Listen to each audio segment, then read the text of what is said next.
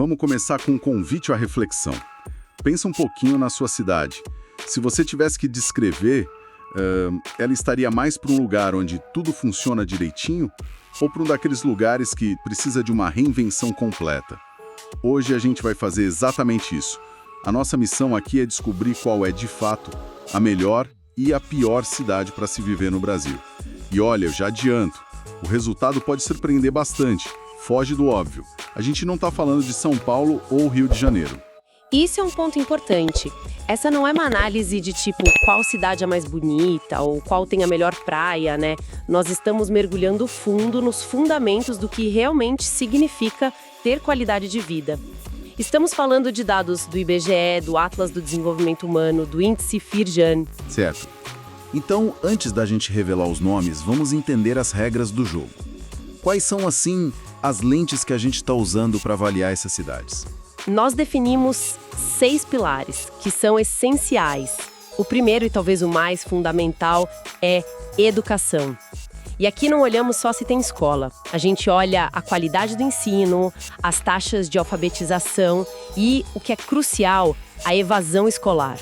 Uma cidade que não consegue manter os jovens na escola, sabe, está comprometendo o próprio futuro. Imagino que a saúde venha logo em seguida, né? Uma coisa meio que puxa a outra. Exatamente, está tudo conectado. O segundo pilar é a saúde. E aqui os dois indicadores mais brutais são a expectativa de vida ao nascer e a mortalidade infantil. Eles são um raio-x, assim, sem filtro, de quão bem uma sociedade cuida das pessoas, desde o primeiro dia de vida até a velhice. Ok, educação e saúde são a base, mas as pessoas precisam viver de alguma coisa, claro. E esse é o terceiro pilar, renda e emprego. Qual é a renda per capita média? Existe um mercado de trabalho formal, dinâmico, ou a população depende mais de bicos, de programas sociais? Isso define a autonomia das famílias. E logo depois, a gente tem a segurança. Baixos índices de criminalidade são um pré-requisito para a liberdade básica de ir e vir, para ter paz de espírito. E os dois últimos pilares, que muitas vezes a gente só percebe a importância quando eles falham. Precisamente. O quinto é o saneamento básico. Parece um tema do século XIX, né? Mas no Brasil de hoje, ter acesso à água tratada e, principalmente, a uma rede de esgoto ainda é um privilégio para milhões de pessoas. A falta disso é um convite a doenças. E, por fim, a infraestrutura geral, que vai desde o transporte público até conectividade e internet. Juntos, esses 6 pontos não dão só uma nota. Eles contam a história das oportunidades que uma pessoa vai ter na vida. Perfeito, o cenário está montado. Então, vamos ao que interessa. Para criar um contraste bem claro, vamos começar pela parte mais difícil dessa história. Qual é a cidade que apresenta os maiores desafios no Brasil hoje? A cidade que ocupa o extremo inferior do ranking fica no estado do Maranhão.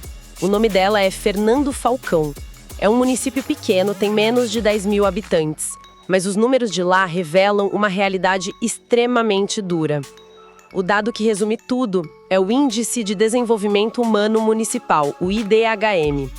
O de Fernando Falcão é de apenas 0,443. Espera aí, 0,443. Para quem não está familiarizado com essa escala, o que esse número significa na prática? Ele significa uma situação de alerta máximo. A escala do IDHM vai de 0 a 1, certo? E a própria ONU, que criou o índice, classifica qualquer valor abaixo de 0,500 como muito baixo. Isso indica privações severas e, ao mesmo tempo, na saúde, na educação e na renda. Não é um problema pontual, sabe? É uma falha sistêmica nesses 3 pilares. E como isso se traduz nos outros indicadores que a gente mencionou? Qual é a realidade por trás desse número? Os dados específicos são ainda mais alarmantes. Vamos começar pela renda. A renda per capita média em Fernando Falcão é de aproximadamente R$ 200 por mês. R$ 200? Nossa, isso é menos de 1/5 do salário mínimo. É difícil até de imaginar como uma família sobrevive com essa renda. Exato. A gente está falando de um nível de subsistência. Não tem espaço para poupar, para investir, para consumir nada além do básico do básico. Agora vamos para a saúde. A taxa de mortalidade infantil lá é cerca de 10 vezes maior do que a das cidades que estão no topo do ranking. Isso significa que o risco de um bebê não completar o primeiro ano de vida é absurdamente maior. Uma tragédia. E você mencionou saneamento. Sim, e aqui talvez esteja o dado mais chocante sobre infraestrutura básica. Apenas 18% da população de Fernando Falcão tem acesso a um sistema de esgoto adequado. A imensa maioria vive sem esse serviço essencial, o que, como a gente falou, é um catalisador para doenças. É uma combinação de fatores que criam um ciclo vicioso, né? A renda baixa impede investimento em moradia, a falta de saneamento causa doenças que afetam a capacidade de trabalhar e de aprender. Mas isso é um ponto fora da curva ou reflete um problema regional maior? Infelizmente, é a segunda opção. Se a gente olha o quadro geral, Fernando Falcão não é uma ilha. Outras cidades na mesma região, como Marajá do Sena e Satubinha, também no Maranhão, e vários municípios no Piauí, no Pará, também têm um IDH-M abaixo de 0,50, isso revela o que os especialistas chamam de bolsões de pobreza crônica, áreas que ficaram à margem do desenvolvimento do país. São consequências de processos históricos, de falta de investimento federal contínuo. É uma realidade que pesa e que precisa ser mostrada. E justamente por ser tão dura, é fundamental entender o que acontece na outra ponta, para ver o que é possível alcançar no Brasil. Vamos então viajar desses bolsões de dificuldade para o topo absoluto do nosso ranking. Qual é a cidade modelo do Brasil? A região metropolitana de São Paulo tem uns 160 mil habitantes e representa o extremo oposto do que a gente acabou de ver. E como é a vida em São Caetano do Sul, traduzida em números? É um outro universo. O IDH-M de São Caetano é de 0,862. Naquela mesma escala da ONU, isso é classificado como muito alto. É um patamar comparável ao de países como Portugal, por exemplo. A renda per capita mensal salta para quase R$3.000. Uau! A expectativa de vida ao nascer é de 79 anos, um número de primeiro mundo. A taxa de alfabetização é de 97,5%, praticamente todo mundo. E, para comparar direto com Fernando Falcão, 100% da população tem acesso à água tratada e saneamento. 100%. É um número que impressiona. Mas a pergunta que fica é como?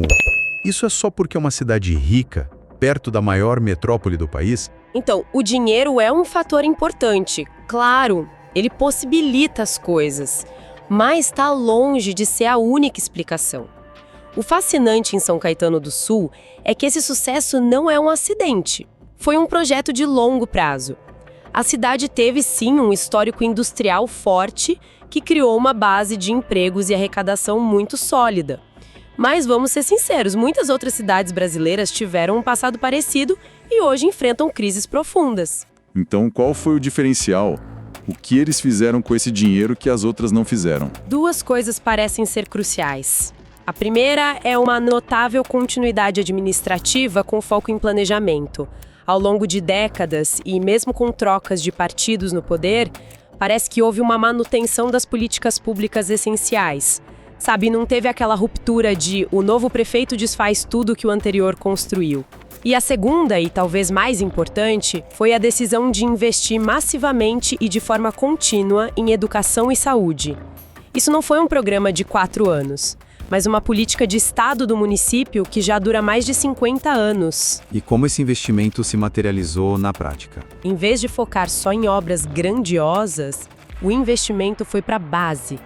Escolas de tempo integral, programas de qualificação para professores, uma rede de saúde básica que funciona de verdade, com postos de saúde bem equipados em cada bairro. Isso cria o que a gente chama de ciclo virtuoso. Educação de qualidade gera mão de obra mais qualificada, que atrai empresas melhores, que pagam melhores salários e mais impostos. Essa arrecadação extra é então reinvestida para melhorar ainda mais a saúde, a segurança, a infraestrutura. É um sistema que se retroalimenta. Agora é o momento de colocar os dois pratos da balança lado a lado. Quando a gente compara os extremos, o abismo fica explícito. Para mim, o dado mais brutal é o da renda. Você diz que a renda em São Caetano é de quase R$3.000 e em Fernando Falcão, 200. Isso dá uma diferença de 15 vezes. Não é 15%, é 15 vezes mais. A gente está falando de duas realidades que não parecem pertencer ao mesmo país. Exatamente. É uma disparidade que vai muito além da desigualdade que a gente vê dentro de uma mesma cidade, sabe? É a existência de dois projetos de país coexistindo no mesmo território. Então, o que isso tudo significa?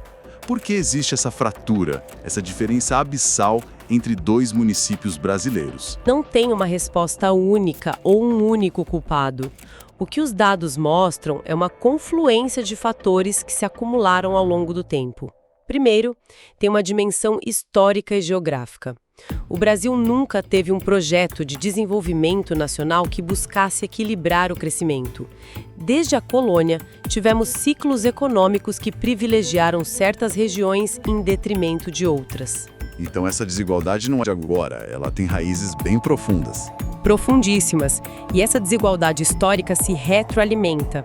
Sem investimentos federais pesados em infraestrutura nessas regiões mais pobres, você não cria as condições para que um ciclo virtuoso como o de São Caetano sequer comece.